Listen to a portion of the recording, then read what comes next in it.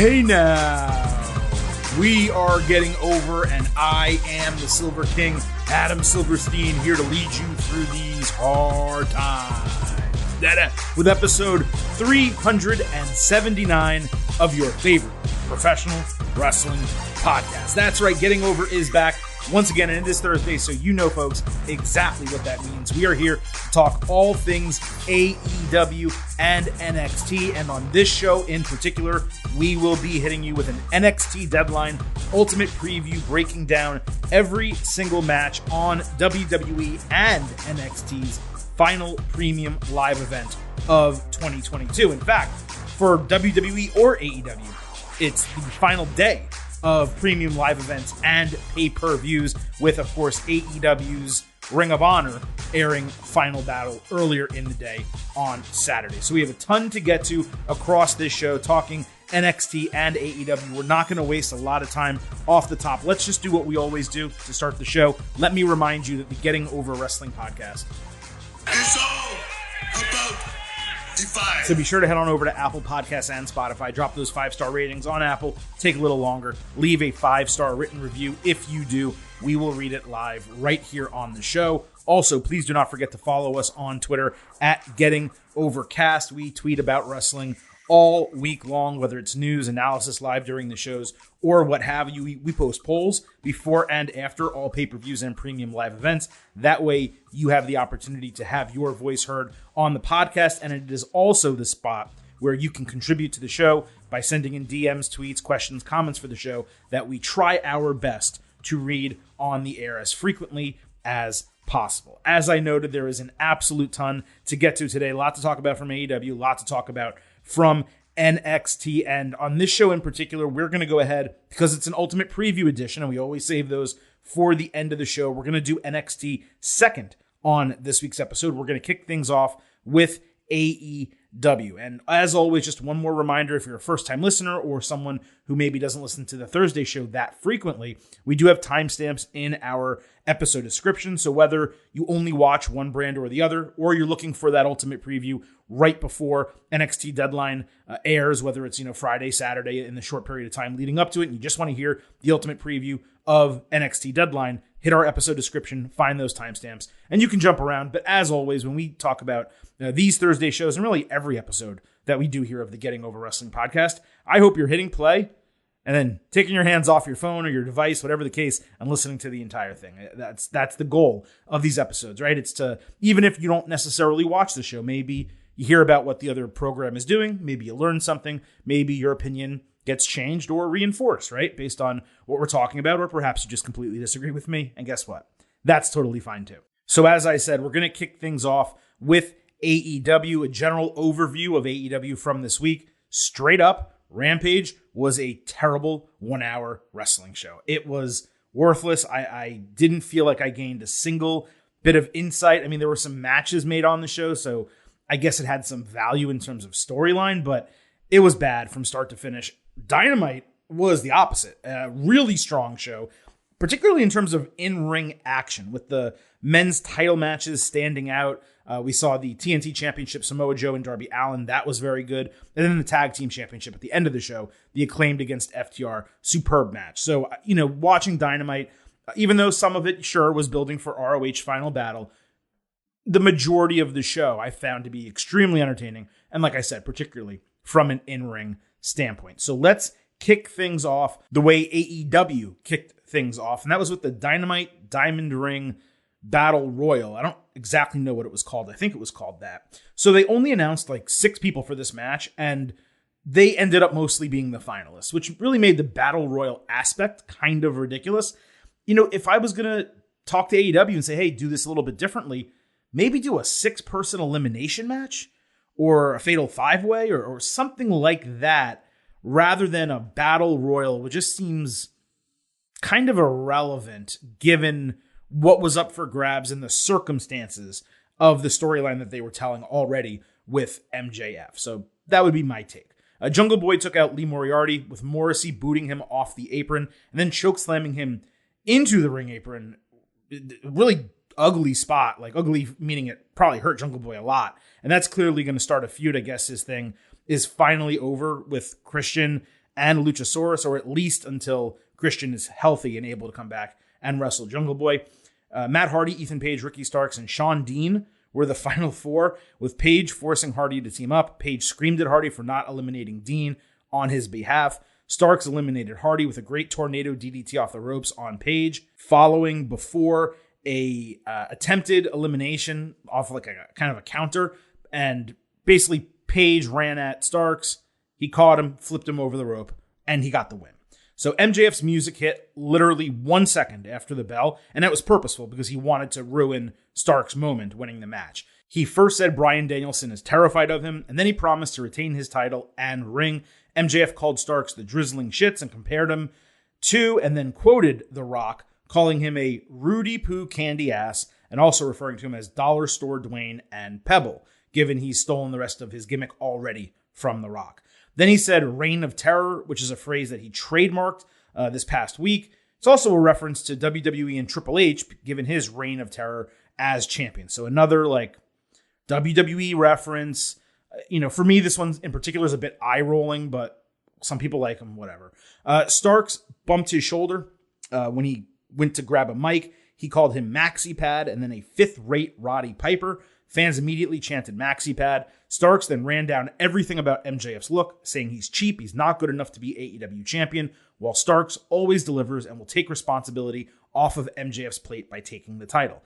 MJF then low-blowed him with a kick. Starks dodged a ring punch and hit MJF with a spear off the ropes to end the segment. So look, it was an absolute fire promo from Starks here, right? It felt like what someone would say to conclude a banger of a 3-month feud leading into a pay-per-view main event. Except it's for a title match on television that everyone knows he's going to lose. So, I'm not downplaying it. It was a promo of the year contender. Zero question about it. Definitely top 10, maybe top 5, and it's going to be up for the award, no doubt about it. It's just really tough to kind of remember every single promo that was cut in an entire calendar year. But this was fantastic. Starks was operating on all cylinders, top tier stuff. It did wonders, at least for me, to sell their match and get me excited for it next week. And it makes it even more curious why the hell Starks wasn't featured on TV frequently, even just to cut promos and talk shit over the last few months. Apparently he was injured for a short period of time. You can still get this guy on television, raising the rent and building his character. MJF, by comparison, was mediocre.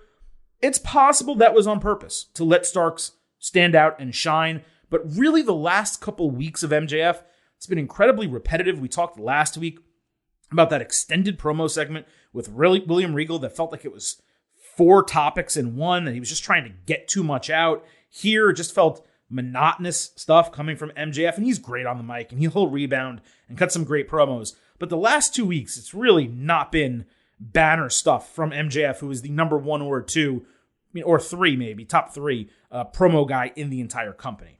The match, the Battle Royal, going back to that, it sucked. And this is probably going to wind up being the start of a longer storyline for Starks that eventually ends with him either winning the AEW championship or perhaps the TNT championship. So when's that going to happen? I have no idea. But this is definitely a way to kick things off, put him in position to be the number 2 young babyface, probably right behind Hangman Page. And this was a really, like I said, it was a really solid way to kind of say, I'm Ricky Starks, I'm here, and not only am I going to make this match feel important, but you're going to be seeing a lot of me going forward, which is really the way they should be using Ricky Starks. So 2 thumbs up from Ricky, no thumbs up whatsoever for MJF here. But again, I feel like at least a part of it from MJF's side of things was purposeful. John Moxley backstage said he's in AEW to fight, not to talk. Mox said he, Claudio Castagnoli, and Wheeler Yuta are going to bring back ass-kicking wrestling over the next 3 shows with the goal of putting the Jericho Appreciation Society in their rearview mirror for good. Thank the Lord. Then he told Hangman Page to come find him. Strong promo as usual from Mox. So we had a scheduled match, Claudio and Yuta against Jake Hager and Daniel Garcia. Mox and Sammy Guevara were at ringside. Hager completely botched a Hurricanrana off the ropes. Instead, he fell flat on his face. Claudio swung him.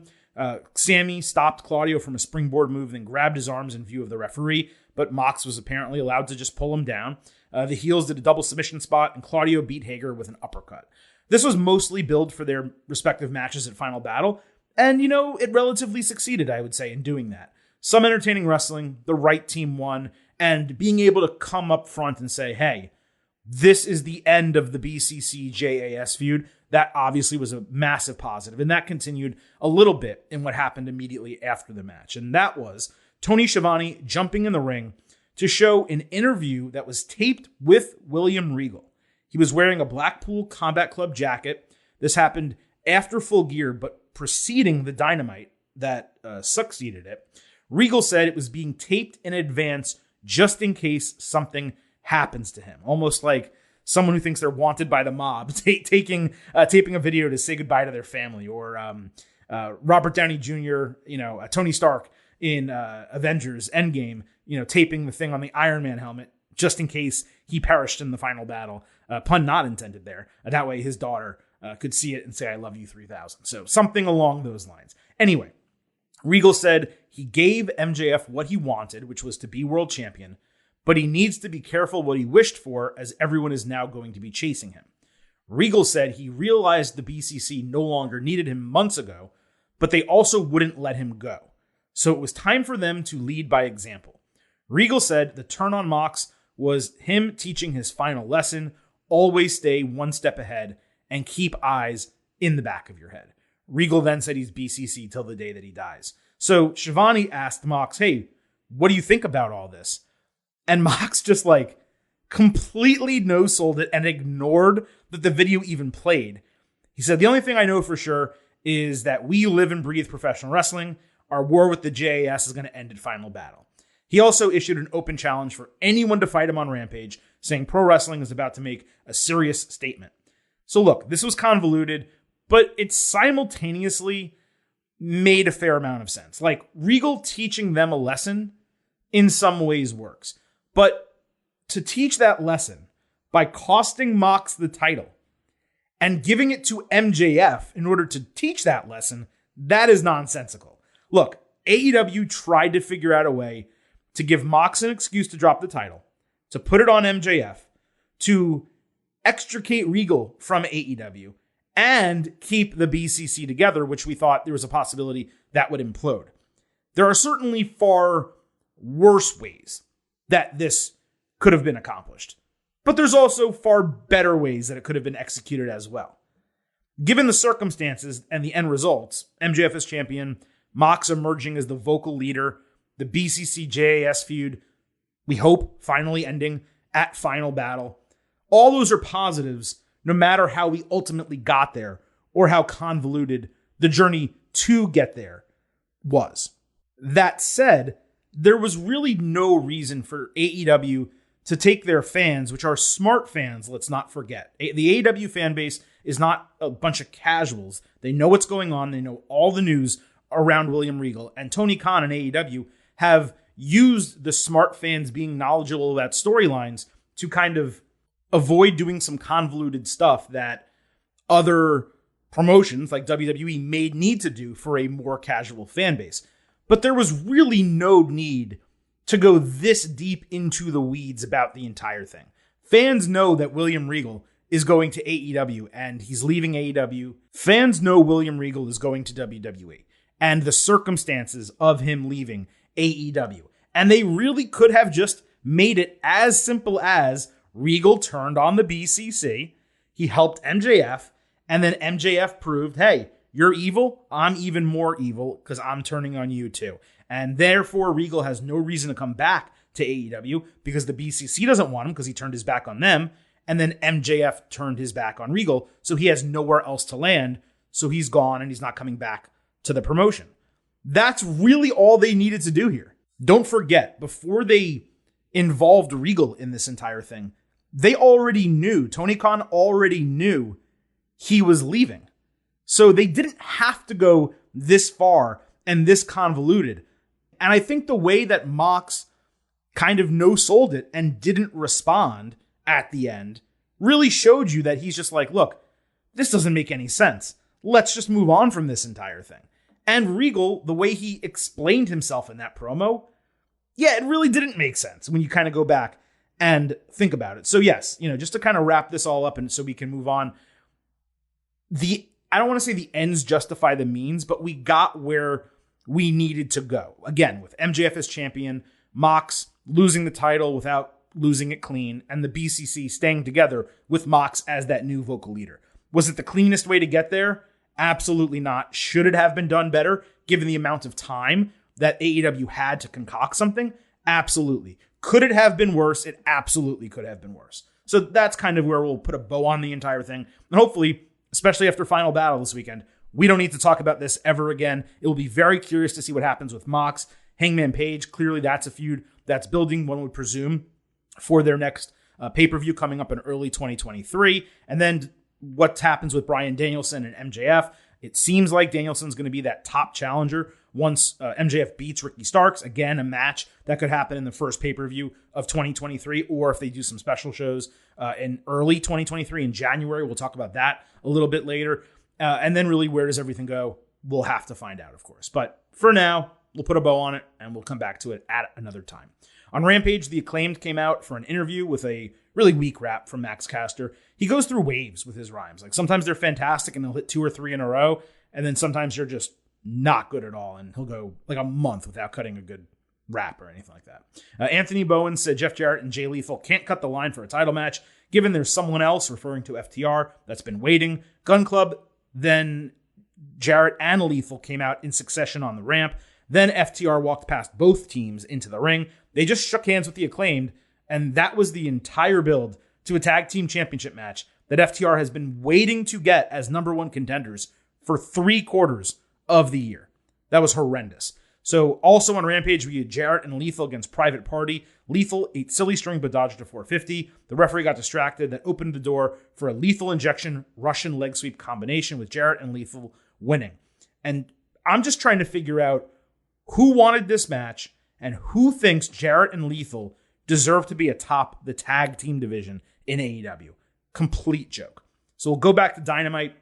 The tag team championship was on the line. This was the main event. The Acclaimed defending against FTR. Caster's rap was better, still not great. Bowens caught Dax Harwood with a neckbreaker over his knee. FTR caught Bowens with a spike pile driver for a near fall. Caster speared Cash Wheeler during a double team move to save Bowens before Acclaimed hit an assisted Casadora cutter. Acclaimed prevented Big Rig. Wheeler prevented Acclaimed from hitting it themselves. Caster got run into the ring post. Then he ate a Big Rig for a false finish broken by Bowens. Dax randomly flipped himself off the ropes outside. Cash randomly jumped out of another corner for no clear reason. Bowens hit a rival on Cash, but he dodged the mic drop. Cash hit Caster with 3 lariats and a powerbomb, but when he tried a jackknife cover, Caster rolled through and caught his legs for the 1-2-3 to retain the titles. Thought it was a great match. The only gripe was Dax just eliminating himself from the finish and never getting back in the ring. He was out there for like 4 minutes, just laying there without taking an offensive move. So that was really strange. Acclaimed asked for a scissoring after the bell, and FTR participated. Gun Club taunted them from backstage and then opened presents for them. And in those presents was a challenge from the Briscoes for a dog collar match at Final Battle. This is the one match for Final Battle that I was completely okay with there being 0 build for, given they've already put on 2 great matches this year. A third doesn't need much explanation. And the Briscoes can't be on AEW television, but they still could have maybe done something through social media instead of it being so surprising and so sudden here. Regardless, I was fine with it in this special circumstance. And really, this is the only actual reason to order Final Battle. I most likely won't be ordering it, but I will try to watch before next week's show. I don't see any situation in which the FTR team doesn't beat the Briscoes and move forward. Clearly, they're in the Gun Club feud. So FTR beats the Briscoes in the main event of this show.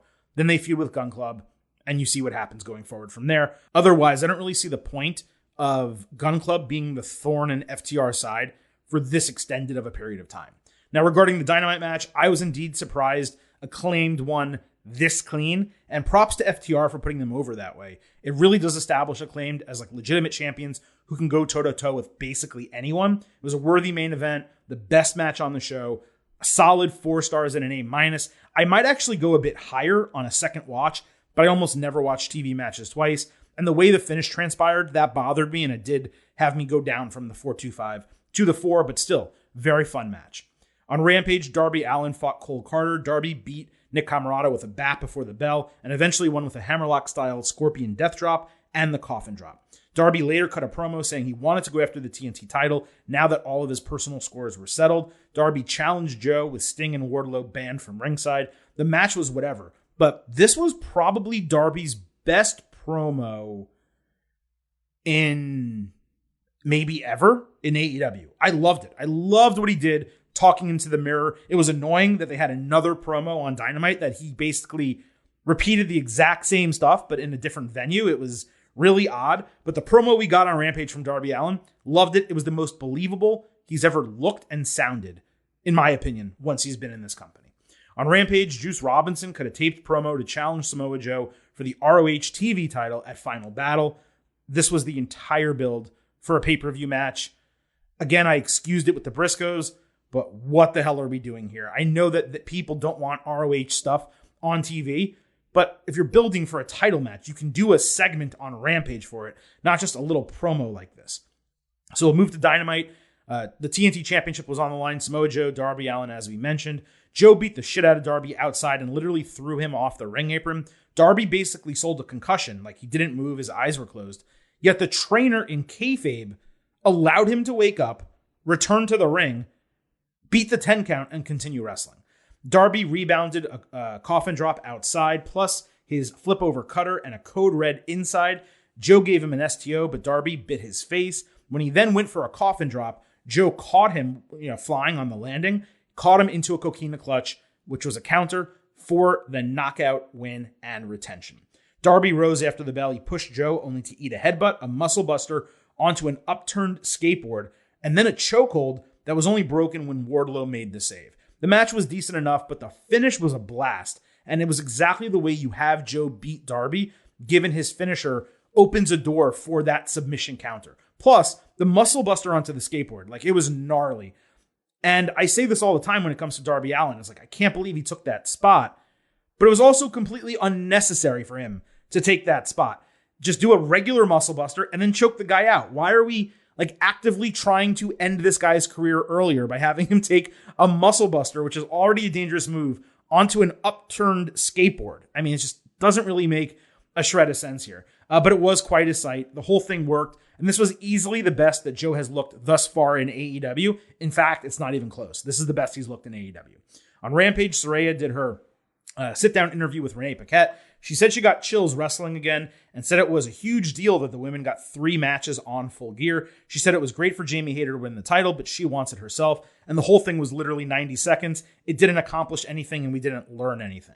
So over on Dynamite, Jamie Hayter got her interview with Tony Schiavone. She was all dressed up and looked completely different. Hayter said the winner of a match coming up on Rampage could fight her for the AEW title. And this went 1 minute and 20 seconds. So I'm so glad that she got to say absolutely nothing in a sit-down interview when she could have said absolutely nothing in a stand-up interview that lasted about the same time or could have lasted about the same time last week. Don't promote a sit-down interview. Give me 2 shitty questions where I learn absolutely nothing about the wrestler, their intentions, or really anything going forward. At least with Saraya, she's like, yeah, I'm going to go after the title. Jamie Hayter's like, why don't these people fight and the winner can fight me?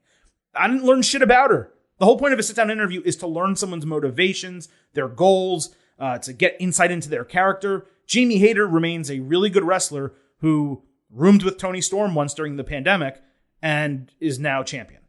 That's all we know about her. On Dynamite, Saraya got even more mic time backstage with Britt Baker saying Saraya got the biggest win of her career and it'll never happen again. Baker said Saraya got handled in a match with AEW's top women's wrestler in her return bout. Baker then handed Saraya a ticket, saying she should find a tag team partner to fight them at the Forum in Los Angeles on January 11th. And I found that to be an extremely interesting situation because, we do mention Sasha Banks a lot here on the podcast. And I don't want to be one of those folks who brings up Sasha at every turn. But, we are looking for situations, both in WWE and AEW, where it may seem like Sasha Banks returns to professional wrestling. She is one of the most popular women's wrestlers in the world. And there were not 1, but 2 spots on Dynamite that made me specifically think about Sasha Banks. One of them here was Clearly, Saraya saying she needs a partner, or Saraya being told that she'll need a partner for this match in Los Angeles at the Forum. And if you're going to do that match, Baker and Hayter, the champion, against Saraya, your biggest women's signee, at least recently, and a mystery opponent, unless it's some other free agent or some other contracted talent elsewhere, I legitimately cannot think of anyone else who could be used in this spot other than Sasha Banks. Kris Statlander is nowhere near ready to return from her knee injury. Rio, you could say, is super popular and fans would be really excited for her to show up. But again, you don't promote a match a month in advance for Rio. I don't really see it being Thunder Rosa. It would make sense in kayfabe because of everything that has gone on with Thunder Rosa and Britt Baker and to some extent Jamie Hayter as well. But, last we heard about Thunder Rosa, she doesn't know when she's going to be able to return to the ring. You could possibly say Toni Storm, given last we saw of her, she has those facial injuries, so they could keep her out of action for a month, and then she makes her return on that show. But again, I don't really see AEW doing a month-long build for a regular women's tag team match in Los Angeles with Rio, Rosa, or Storm. So it sure as hell feels like it could be something special. And if not, it's a huge red herring. Now, adding to this speculation was a report that came out right before we taped this show on Thursday from PW Insider. And the report is that Sasha Banks will make her next wrestling appearance at New Japan Pro Wrestling's Wrestle Kingdom 17 in early January. Now, it is completely unknown what the circumstances are, of this entire situation. We do know that Banks has made a number of trademark filings recently. Mercedes Monet Talks, Bank Monet, Statement Maker, and she registered all of this to a company under her own name, which makes a lot of sense. We also know that she teased the idea of wrestling Kairi, the former Kairi Sane, who is now in Stardom, and she has teased the idea of wrestling her. Stardom is now owned by New Japan, and they are starting to kind of put some women's matches on the men's shows, so it does make total sense that Kairi could potentially have a match on the show, and once that match ends, Sasha Banks comes out and challenges her, and now you have a match. But what makes this interesting, of course, is that it seems, as of right now, Sasha Banks is still under contract to WWE. Both her and Naomi still have their profiles up on WWE.com. They were pulled for a period of time, but then they were brought back to WWE.com. And we also know that there was a long period of time where Sasha was negotiating her release, and probably for Naomi as well, with WWE. But then, as that news story was kind of propagating, and then that, by the way, was when she was pulled off of intros to shows and her name wasn't being mentioned on TV and her profile wasn't up on WWE.com. You couldn't search for her name. Once that all kind of fizzled out and we stopped hearing about that, and also once Vince McMahon left and Triple H got the book and got all this control, all those appearances and the links to Sasha Banks and all that returned. So there's a number of different ways that this all could be transpiring. And the truth is, we just don't know what the answer is right now. There's one one theory, perhaps, that Sasha is contracted to WWE and will remain contracted to WWE, but perhaps as part of a new deal that she's worked out with the company, she is allowed to wrestle elsewhere under a different moniker, or perhaps even under her own name. And that certainly would make sense here. There is the deal already being worked with WWE New Japan, where WWE signed Carl Anderson and Luke Gallows to be part of the OC with AJ Styles, yet Carl Anderson still holds an NJPW title and will be defending it, we presume, at Wrestle Kingdom 17. So there's already going to be a WWE talent on that show. Another circumstance, of course, could be that Sasha's contract with WWE is running out on January 1st, 2023, and therefore she suddenly then becomes open to do extra work, in which case she can do the New Japan show, and it would make a lot of sense why AEW just recently started promoting a women's surprise partner for Saraya at a Dynamite episode in Los Angeles at the Forum.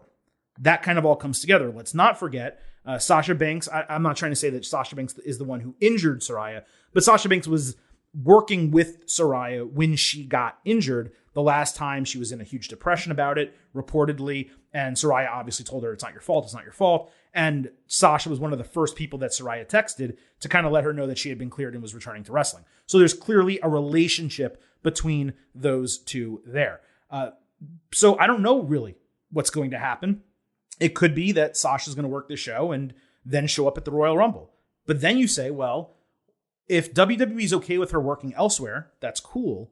But after her being off TV since like May, why would they allow her first appearance back to be in New Japan and not at the Royal Rumble? Why wouldn't they at least try to say, hey, we're going to give you a lot of like flexibility, do whatever you want, but you can't have your first appearance back be somewhere other than WWE. So there's a lot kind of here. And I've said for a long time, I've maintained this, that when she initially walked away from WWE with Naomi, I said, oh, it makes all the sense in the world that she's going to wind up on AEW. But when news of her release did not come, and then she got added back to WWE.com and all that, I just was kind of thinking, I was like, if you're watching AEW and you see the way the women are being booked, and yes, the division has made improvements recently, minor improvements recently, by getting a little bit more time to actually wrestle and getting a little bit more time for non-wrestling segments. But again, they're relegated to, 90 seconds, 80 seconds for a sit-down interview and all this types of stuff. If you're seeing all that and you see what WWE is doing with Triple H back in charge, Triple H, by the way, the guy who ran NXT and took you from relative unknown to major star, and you presume is going to do the same thing with the women on the main roster in WWE right now. And by the way, there's a lot of new women on the main roster in WWE. So Sasha wouldn't be coming back just to fight Charlotte and Becky, and Bayley and Asuka, that she can fight. Obviously Bianca Belair too, but Rhea Ripley and Dakota Kai and Io Sky and Tegan Nox is back, and so on and so forth. When you have all of that kind of momentum behind the WWE women's division, it seems kind of strange that you would say, okay, I'll just go to AEW and work with like Britt Baker, Saraya, Toni Storm, and Jamie Hayter and have that be the group. Especially when it seems like WWE is being more flexible now to allow people to work elsewhere. Clearly, the stuff with Carl Anderson, they're allowing Shinsuke Nakamura to wrestle the Great Muta. I believe that's Pro Wrestling Noah that's going to take place under, so they're letting that happen. So clearly, WWE is expanding their allowances for wrestlers to do work outside of the confines of WWE. In fact, when Bryan Danielson was renegotiating that contract before he went to AEW, they decided to allow him to do the G1 with New Japan. So Sasha Banks, in terms of importance to women's division, that Daniel Bryan, Bryan Danielson was to the men's division, she would be granted that same type of allowance one would expect. So, if she does this show, it's going to be super exciting in a vacuum on its own. But it's also going to raise that question, well, what does this mean for her going forward? What name does she appear under? And if she does appear under a name other than Sasha Banks, is that because she's no longer with WWE? Or is that because WWE is allowing her to work outside of the company, but only under a different moniker? These are things we don't know. These are questions that we're asking, but this is the appropriate time to ask them, not just because of this, but also because of something else that happened on Dynamite. And this is not as direct, but it's something that I took note of as well. So we had a 6-woman tag team match, Jade Cargill and the Baddies against Kiera Hogan, Sky Blue, and Madison Rayne. When this match started, Jade initially decided to tag out. And Taz, I am not exaggerating, literally said 5 times that Jade is the, quote, boss. And that's how it goes. Like, she's the boss, so she doesn't have to start. That's how things go when you're the boss, and Jade's the boss, and blah, blah. So, I mean, to hammer home the boss 5 different times there, that really kind of, seems to tell you something, right? Now, Kiera was featured as the babyface here. Cargill manhandled her. She actually hit an awesome choke spinebuster. I think it's probably the number 1 move I've ever seen Jade Cargill do, so credit to her for that. Jade then hit Rayne with Jaded for the expected win, and Kiera does seem to be the next TNT title challenger, TBS title challenger. This was more entertaining than I expected given the booking. AEW, it seems, is counting tag and trios wins as part of Jade's record, apparently. That's kind of silly. But there's nothing past this, just a really nice spot for the women, I thought, on the show. But going back to that Sasha Banks situation, we talked about Lil Bow Wow, I guess, in this feud with Jade, and he's obviously not going to fight her, so he's going to need a proxy. He does have a relationship with Snoop Dogg. Everyone knows that Snoop is Sasha's cousin. So now we have two different, avenues of connection for Sasha Banks to end up in AEW. One is potentially as Soraya's surprise partner. One is potentially as Bow Wow's proxy to fight Jade Cargill. You may say, well, why the hell would they bring Sasha in to fight in the mid-card women's feud against Jade? Jade's undefeated. That's why. I mean, it makes all the sense in the world. They also would seemingly have pretty decent chemistry just because Sasha works really well with bigger women in the ring, especially strong women. So that makes sense. And of course, the Soraya thing I already mentioned. So there's now two different situations with AEW where it kind of seems like Sasha may go there. We have the reports of her going to New Japan.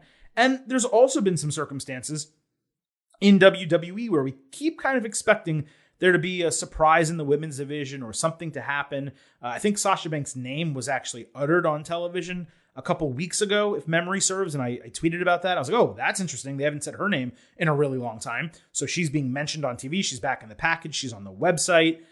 The Royal Rumble is coming up. If you're going to return her, there's no better place to do it than the Royal Rumble. I mean, she's not going to work for everybody, so something's going to come to a head here, and we will find out what it is sooner than later. On Rampage, Keith Lee said his conversations with Swerve Strickland were ongoing when Shane Taylor from Ring of Honor asked Keith why he keeps leaving family behind. Taylor said their business was far from over, and he wanted a tag team match at Final Battle if Keith could find some help. Swerve then showed up. Keith asked if he can even count on him.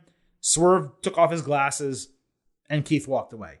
For real, this was the build to a pay-per-view match. Why would Lee, who's a smart guy, both in kayfabe and reality, believe that he can trust Swerve again? Why is a random dude showing up on TV for the first time and making a pay-per-view match challenge in a non-existent storyline? What the fuck was this? It didn't make a shred of sense. We'll stay with Rampage. The All-Atlantic Championship was on the line again. Orange Cassidy fighting QT Marshall in a lumberjack match. Orange hit beach break on the ring apron in a nice spot. It was chaotic at ringside. Orange splashed a bunch of guys. Penelope Ford and Kip Sabian, I forgot Kip existed.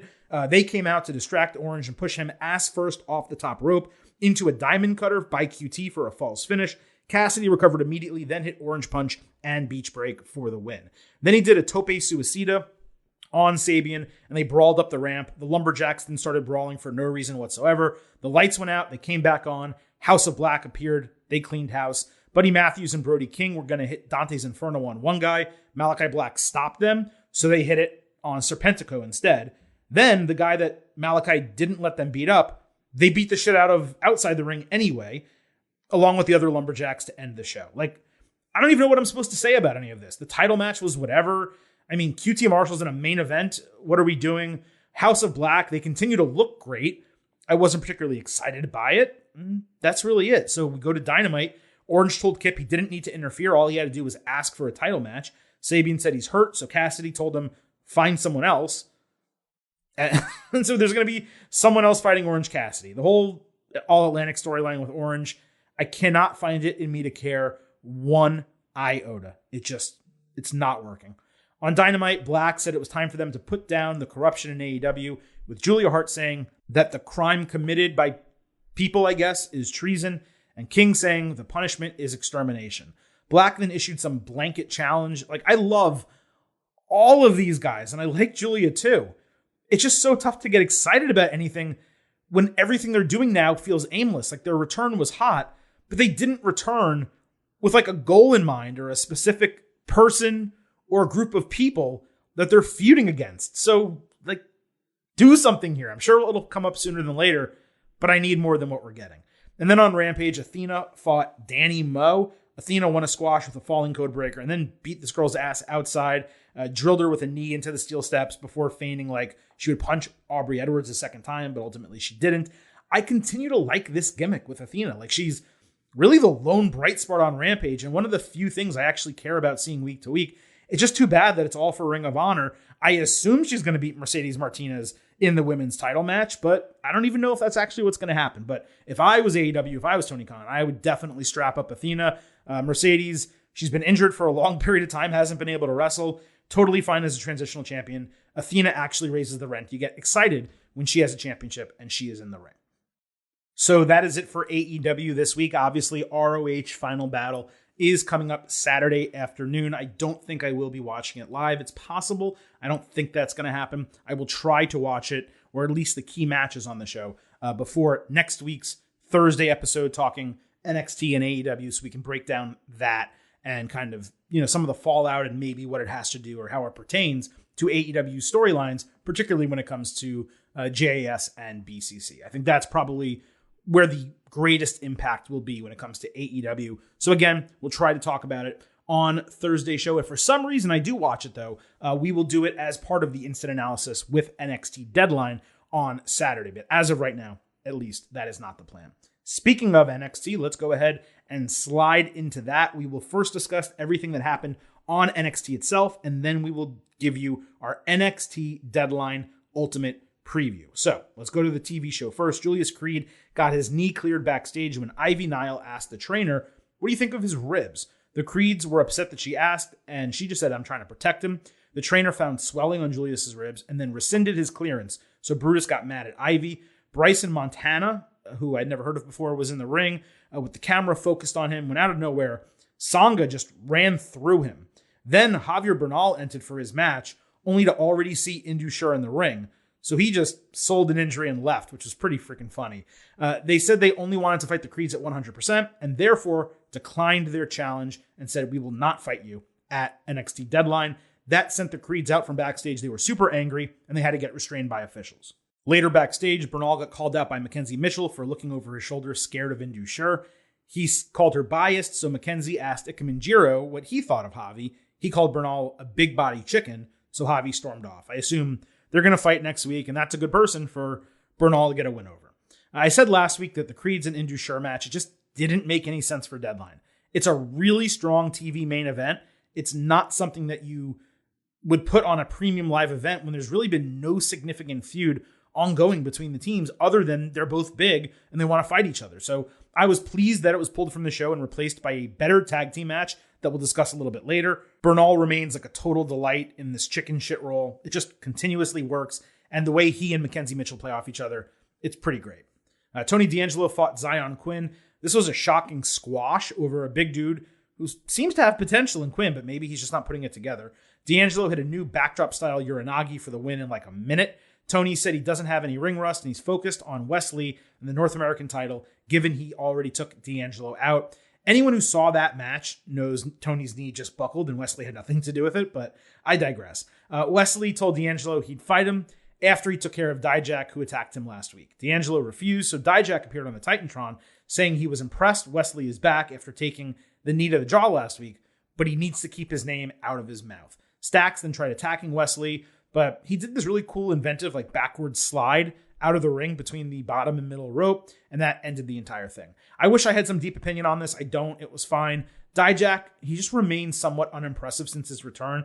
Like, I don't really get what they're going for with this gimmick. D'Angelo, he looked solid, I guess, but he was also kind of gassed a little bit. Clearly not used to wrestling to that level recently.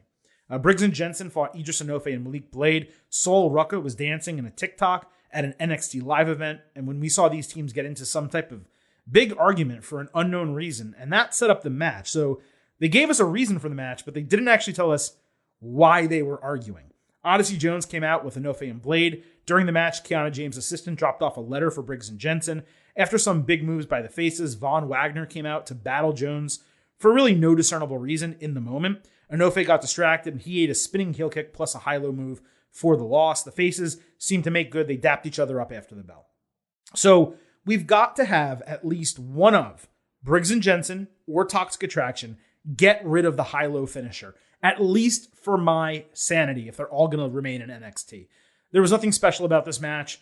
Later, Fallon Henley was angry that Jensen got VIP tickets to be James's guest for Deadline. So we'll see what happens on Saturday with that.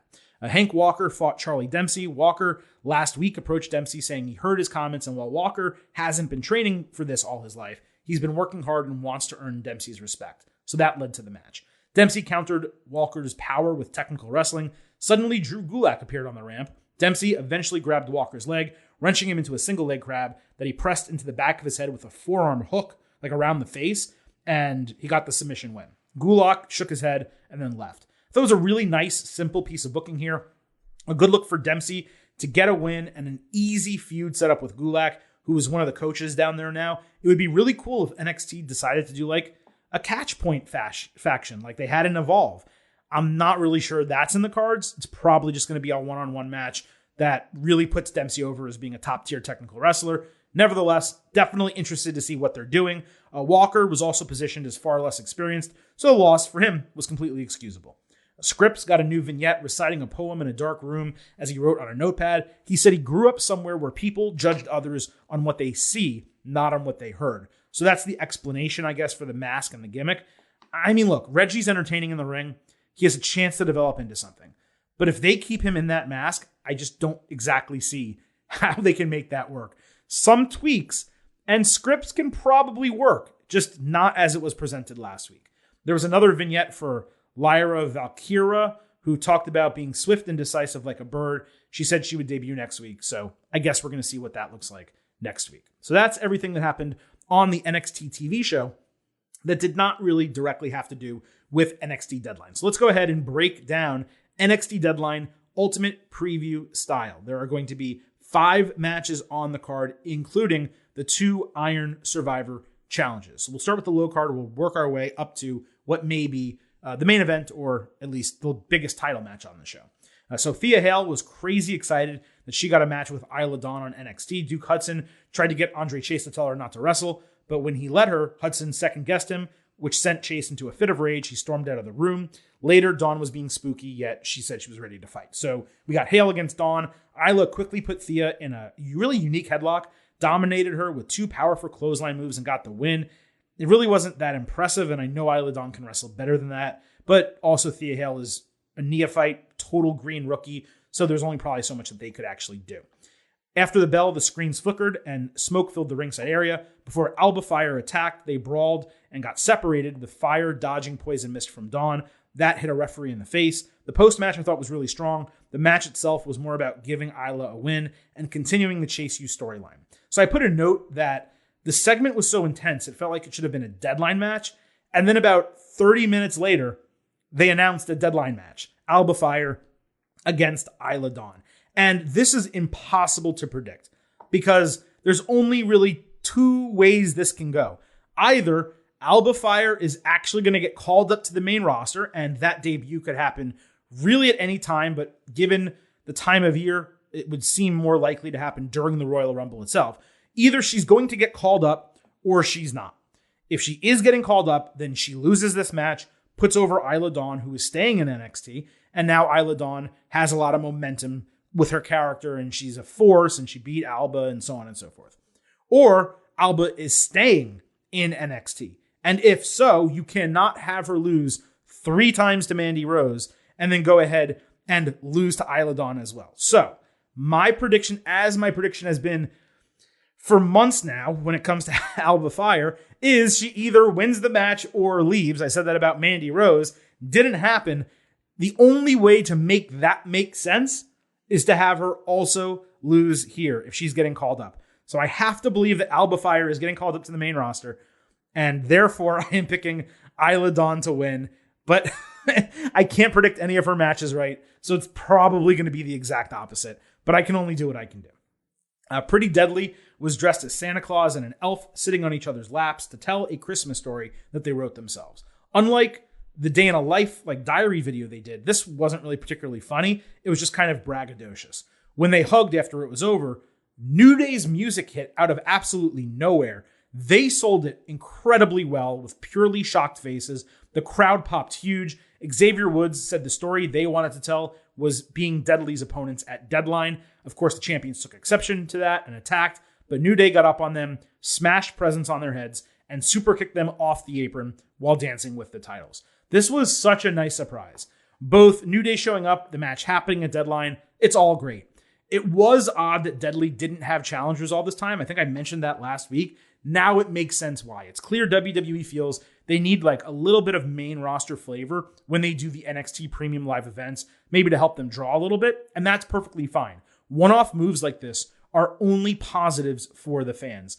The only minor gripe I had is that this didn't happen a couple weeks ago, so we could have a couple like comedy segments between these four guys on NXT that would really sell the match and also be super entertaining. But whatever, we're getting this all happening at Deadline. Now, it would be awesome if New Day won and did like a month excursion in NXT with the titles. The problem is there's not really a tag team worthy of beating them that's on that roster, unless you literally have Pretty Deadly come back and beat them. Like, you could make an argument for Indu, sure, because they have the size advantage. But no one wants to see New Day lose to Indu, sure. The Creeds are great, but that would almost feel a little bit too over the top. So I'm sure Deadly figures out a way to cheat and retain the titles. It'll be a damn fun match.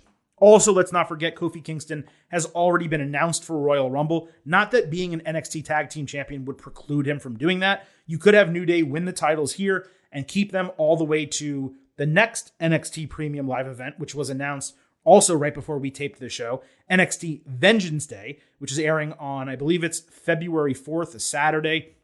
And it's actually not happening in Orlando, but rather in Charlotte, North Carolina. So they're not just doing a premium live event, they're doing the second premium live event that they're booking away from Orlando since the start of the pandemic. So you had TakeOver Portland in 2020. That was the last one they did before the start of the pandemic. Then Stand and Deliver last year, which they did on WrestleMania weekend. This is going to be the first NXT premium live event that they do not around a WWE pay-per-view away from Orlando since Portland in 2020, 3 years ago it'll be. It'll be 1 week shy of 3 years by the time Vengeance Day actually begins. So you could definitely make an argument. There's a good reason for New Day to win these titles and hold them all the way to that show, then have someone beat the New Day for the titles on that show. I just don't really think that is exactly going to happen. It seems like way too long to book basically 2 months plus of New Day as champions, having them go to Orlando consistently and not having them on WWE television. Though it is also fair to say, what exactly would they do on WWE TV? There's not much for them. They can't contend for the titles anymore. There's only so many tag teams on SmackDown. The division's barren, though. So if you don't have their star power, who exactly do you have? So they could win the titles. I think it's definitely possible. But my prediction is going to be Pretty Deadly retaining the titles. Let's move to the Women's Iron Survivor Challenge. Cora Jade, Zoe Stark, Kiana James, Roxanne Perez, and a fifth woman to be determined on NXT. There were vignettes done leading into the match with all the women who were already qualified. Most of them were really well done. Jade and Stark had ones that were really striking visually. James's was the same old shit. Roxy's was about her getting more serious. Nothing that special. So we got the wild card match, which was Indy Hartwell, Wendy Chu, and Fallon Henley in a triple threat. Indy gave thumbs up to the crowd during her entrance, which to me was a nod to Dexter Lumis. Toxic Attraction watched everything from backstage.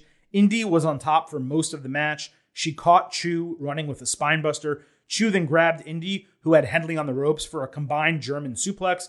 Wendy hit Fallon with her top rope Vader bomb in the corner, but Indy pushed her out of the ring and hit a forearm to the back of Henley's head for the win. If the tag teams are going to stop with high-low finishers, we got to get wrestlers stopping with the forearm to the back of the head finisher. It's just, if you're going to have one person do it, okay. There's like 3 people in WWE who do it right now. It's ridiculous. Booker T initially said that Indy cheated. Vic Joseph clarified that Hartwell was opportunistic. Toxic decided to go watch the match at Deadline when suddenly Indy stormed right up to Mandy Rose in the lounge and said in no uncertain terms that she would be the one to end her title reign. Hartwell was definitely the right winner and the right choice as the 5th entrant into the Iron Survivor Challenge, no question. But I wouldn't have been mad if it was Wendy Chu. But, Indy does walk into this match as one of the 2 clear favorites, the other one being Roxanne Perez. And either one of them who win this match, I mean, we've been talking about Mandy Rose losing this title for 4, 5, 6 months probably at this point. And we keep thinking that it's going to come, and it keeps not happening. Well, there's now 2 opportunities for Mandy Rose to lose the title. One of them is Vengeance Day in February. The other is Stand and Deliver WrestleMania weekend. And I don't exactly know which direction they're going to go. They could have Indy Hartwell win this match and give her that boost of being the first ever women's Iron Survivor. And then she goes and fights Mandy Rose and loses, and that gives her a reason to go to the main roster. Or they have Roxanne Perez, who really is, out of the younger women in NXT right now, she has the highest ceiling. And you have her be the first Iron Survivor. Though, when you look at this group, you say, man, how is she going to survive past Indy Hartwell and Zoe Stark, both bigger, stronger, not necessarily better. I mean, Zoe Stark's a better wrestler at this point in her career, but just more believable, I guess, than a more diminutive Roxanne Perez. You have Cora Jade, who seemingly could cheat and do all that type of stuff. Obviously, the thorn in Perez's side. Really, the only person who should not win this match is Kiana James. Anyone else would be okay, but it's really tough to kind of make a pick. I'm going to go ahead and go with Roxanne Perez winning this by a slim margin, because I do think it could be Indy Hartwell, but they have been doing a lot of teasing on the main roster now with Johnny Gargano, Candice LeRae, and Dexter Lumis. I think Dexter appeared at an NXT live event with Indy. They obviously did that moment on NXT television where the cops found Dexter when he visited NXT a few months ago. So it's kind of like they're clearly putting this all back together. And I don't know that you're going to do that and wait until February or maybe even March or April to put them all together. It would make sense to do it in the coming month or so. And because of that, I'm going to have Roxanne Perez win this. Don't forget, she kind of got screwed when she had her last title opportunity against Mandy Rose. So I have Perez winning this, Indy kind of coming in second, barely losing, kind of fulfilling the prophecy that everyone has said, that she comes up short and she's just not there yet, and then perhaps leaving for the main roster at that point. So moving over to the Men's Iron Survivor Challenge, you have Carmelo Hayes, JD McDonough, Grayson Waller, Joe Gacy, and one spot still to be filled. And they did that with another wild card triple threat match. Axiom against Andre Chase and Von Wagner. Duke Hudson gave Chase a huge pep talk backstage. The babyfaces teamed up until Wagner tossed Axiom out of the ring onto Chase. Chase later powerbombed Wagner out of the corner and then caught Axiom with a perfect double underhook sit-down powerbomb. Axiom tried a rear naked choke and triangle on Wagner. He broke it with a lifted powerbomb into Chase and a double underhook swinging slam. Chase hit a combo DDT and an inverted DDT. Then he added a crossbody on Wagner, with Axiom catching him with golden ratio for the win. This was a surprising little bit of a banger, I got to tell you. I went 3.75 stars and a B+. I may not like Wagner, but he's a great foil for smaller, more agile guys. He really works well with them. The best thing about the way they book him, though, in NXT is he somehow kept strong, but he actually loses matches. He is the one who gets pinned sometimes. And in WWE, especially historically, that almost never happens. So he still looks dominant, but he actually loses. Anyway, Axiom and Chase were both tremendous in this match. Axiom was definitely the right call for the Iron Survivor Challenge. He's literally now the only babyface in the 5-man match. And I got to tell you, he just continues to be impressive and, eye-catching, really, when you watch him in the ring. It's really cool to see what he is doing on a week-to-week basis and how much more he is getting over as Axiom than he ever did as A-Kid previously. So then we move to the main event of NXT, which was the Grayson Waller effect. Waller backstage said no one on the roster can do what he does, so he's the favorite for the match. Mackenzie Mitchell was not buying his shit. Waller then in the ring ran down each of his challengers to kind of start his segment, and then he put himself over for literally being on Survivor, the TV show.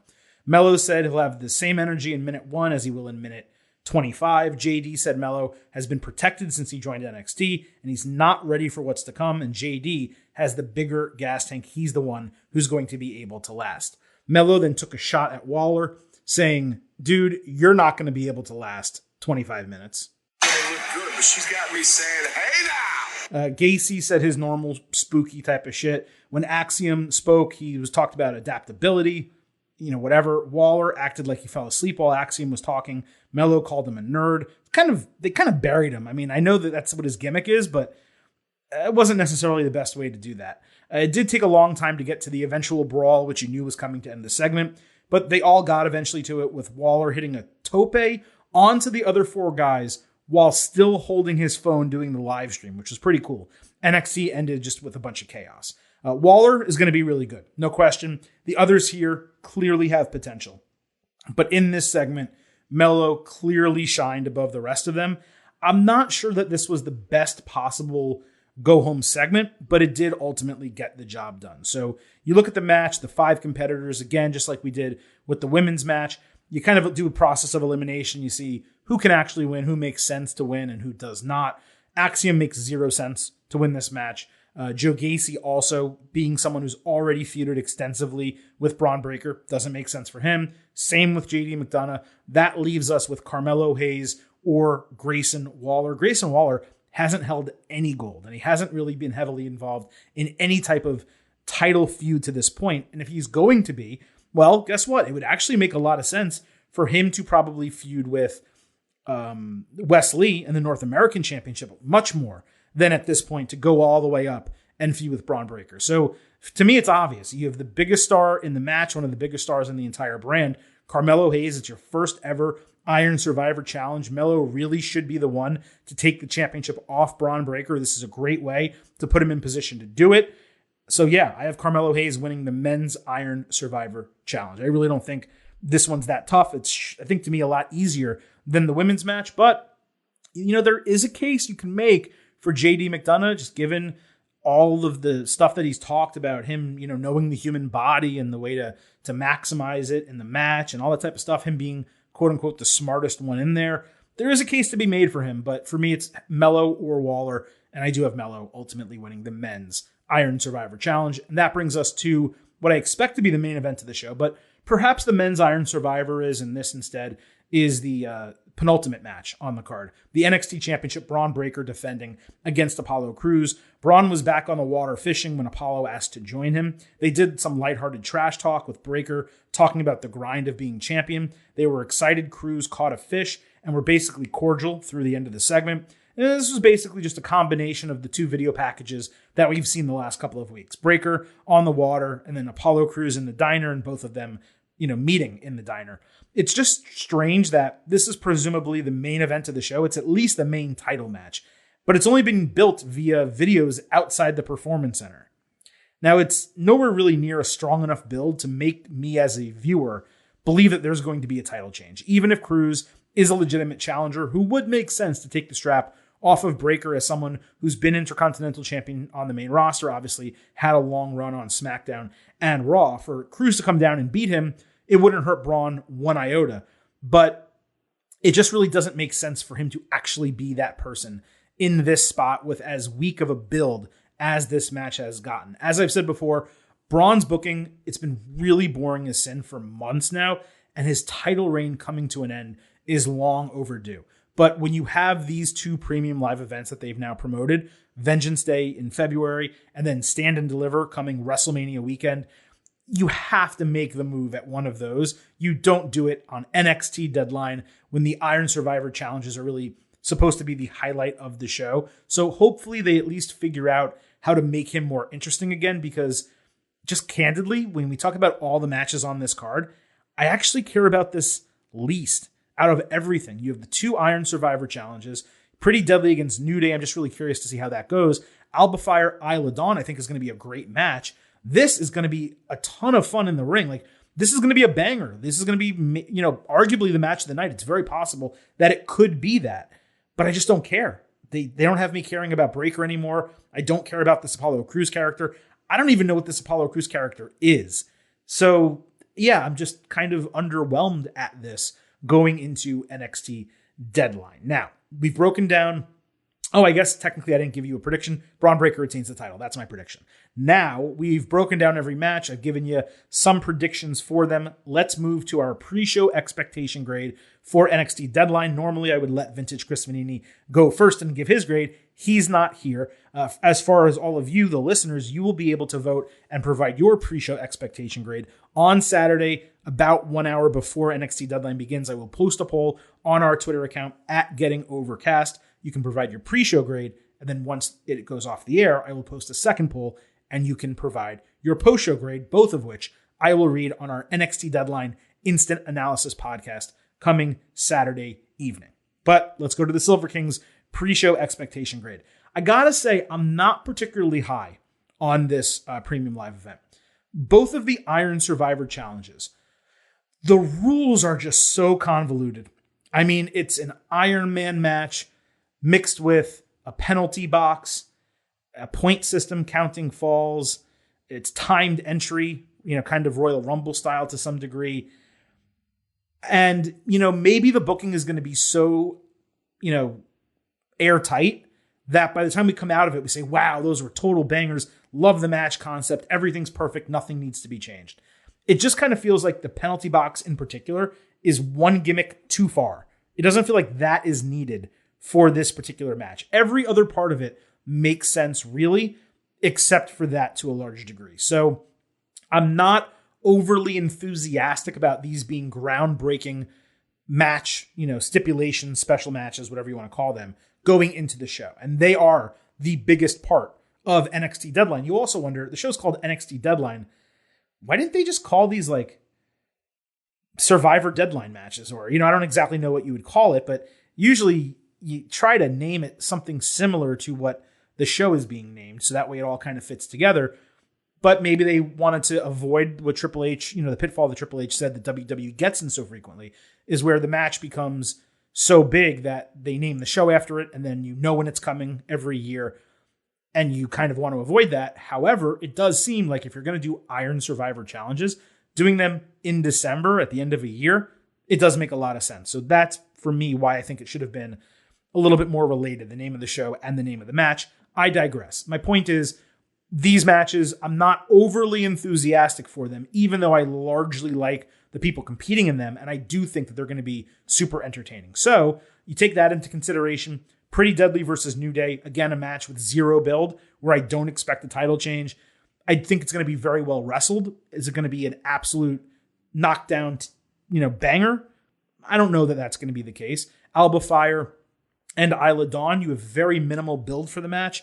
Very little that the fans actually know about Isla Dawn. I think it's going to be tremendous in ring. So I do have high anticipation for that. And then again, we move to the NXT Championship match. I think it's going to be, again, very good in the ring, but I don't actually care that much about it. So my pre-show expectation grade for NXT Deadline is going to be a flat B. That's, by the way, let's not forget, a very good show. A premium live event coming up with a B. That means I was entertained for the better part of 3 hours, and I liked what I got, and I don't regret watching it. So it's a pre-show expectation of a B that also gives them a huge gap in which they can exceed my expectations. Not only just a little bit, right, by the Iron Survivor matches being good and making a lot of sense and forming together well, but also just the match quality could potentially blow me away and get it into an A range. So we start with a B, large ceiling, relatively limited floor, because I doubt it's going to be a bad show.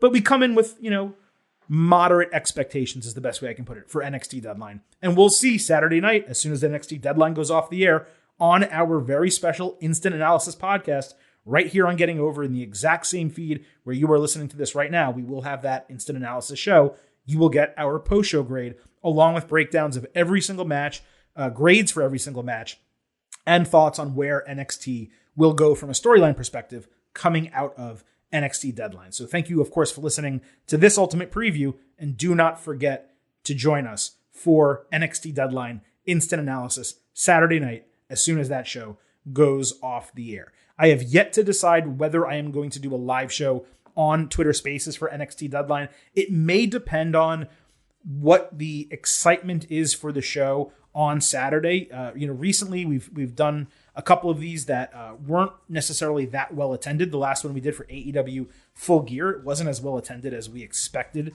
that it was going to be. The WWE ones that we've done in the afternoon, obviously for reasons of them being in the afternoon, not as well attended as we expected. However, our Survivor Series pre-show was fantastic, and tons of you were there. I just don't know whether there's going to be that same interest for NXT Deadline. So given there's a lot of stuff happening Saturday, including that Army-Navy game, including the Heisman Trophy ceremony, that live show on Twitter Spaces is to be determined. But if you follow us on Twitter, @GettingOvercast, you will definitely get a tweet and a notification on whether we are going to do that show. Either way, we will have the pre- and post-show polls. We will tweet live throughout NXT Deadline on Twitter, @GettingOvercast. And that is exactly where you can find the episode getting dropped, the Instant Analysis episode, as soon as it goes off the air, and that gets published onto our feed. In other words, Don't forget to follow us on Twitter at Getting Overcast. Also, please do not forget that the Getting Over Wrestling Podcast It's all about the fire. So drop those 5-star ratings for us on Apple Podcasts and Spotify. On Apple, please leave a 5-star written review as well. Let everyone know why you love listening to the show. And if you do, we will read your 5-star review live right here on the podcast. I always appreciate when you guys go ahead and do that. Beyond NXT Deadline this coming Saturday, we will be back next Tuesday for our latest WWE show, and then 1 week from now, our next NXT and AEW show, on which we will talk ROH Final Battle as well as AEW Winter is Coming. So every reason in the world, if you're a first-time listener, to subscribe to the Getting Over Wrestling Podcast, Apple, Spotify, everywhere you listen to podcasts, we are available. That is it for today. It is now time for the Silver King to sign off and leave you with just 3 final words. Bye for now.